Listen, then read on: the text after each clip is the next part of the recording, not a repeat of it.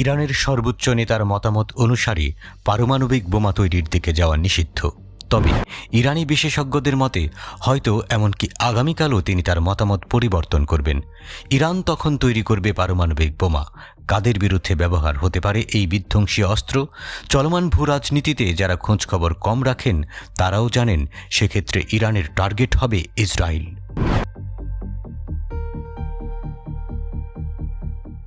আবার Tel Aviv ইরানের পারমাণবিক স্থাপনায় হামলার জন্য তৈরি করেছে তার সেনাবাহিনীকে। এভাবেও কি দুয়ে দুয়ে চার মেলানো যায় না?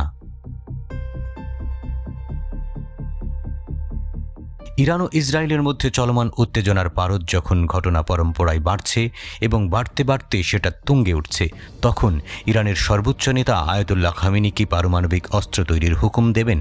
খামেনি কি পারমাণবিক বোমার ক্ষেত্রে তার দৃষ্টিভঙ্গি বদলাবেন?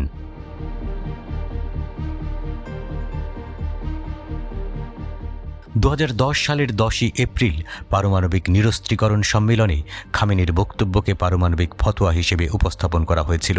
ফতোয়া আইনি দলিল নয়, ইসলামী আইনের উপর একজন উচ্চপদস্থ আলেম প্রস্তাবিত একটি পরামর্শমূলক মতামত। এটি যে কোনো সময় পরিবর্তন করা যেতে পারে। ইরানের সর্বোচ্চ নেতা বলেছিলেন, আমরা বিশ্বাস করি যে পারমাণবিক অস্ত্রের পাশাপাশি রাসায়নিক এবং জীবাণু অস্ত্রের মতো গণবিধ্বংসী অস্ত্রও মানবতার জন্য একটি গুরুতর হুমকি। আমরা এই ধরনের অস্ত্রের ব্যবহারকে হারাম বলে মনে করি এবং বিশ্বাস করি যে এই মহাবিপর্যয়ের বিরুদ্ধে মানবতাকে সুরক্ষিত করার জন্য সবাইকে প্রচেষ্টা চালাতে হবে।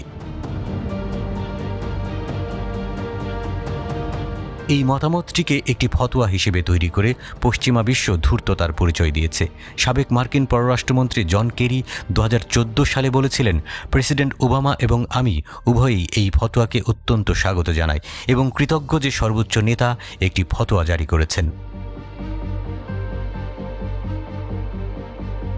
তবে ইরানও এটাকে ঢাল হিসেবে ব্যবহার করেছে এবং বারবার জানিয়েছে পারমাণবিক অস্ত্র তৈরির কোনো ইচ্ছে তেহরানের নেই।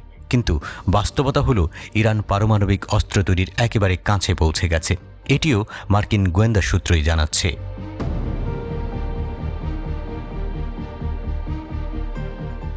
এদিকে মার্কিন গোয়েন্দাদের সাথে পরিচিত সূত্রের বরাত দিয়ে সিএনএনের একটি প্রতিবেদনে পরামর্শ দেওয়া হয়েছে, ইসরায়েলের বিরুদ্ধে ইরানের প্রতিশোধ সরাসরি ইরানের পরিবর্তে প্রক্সি মিলিশিয়া গোষ্ঠীগুলো চালাতে পারে। আর ইরান সমর্থিত ইরাকি মিলিশিয়ারা ইসরায়েলে হামলার জন্য শুধুমাত্র একটি নির্দেশের অপেক্ষায় রয়েছে, অর্থাৎ যে কোনো সময় প্রতিশোধ নিতে ঝাঁপিয়ে পড়তে তারা প্রস্তুত।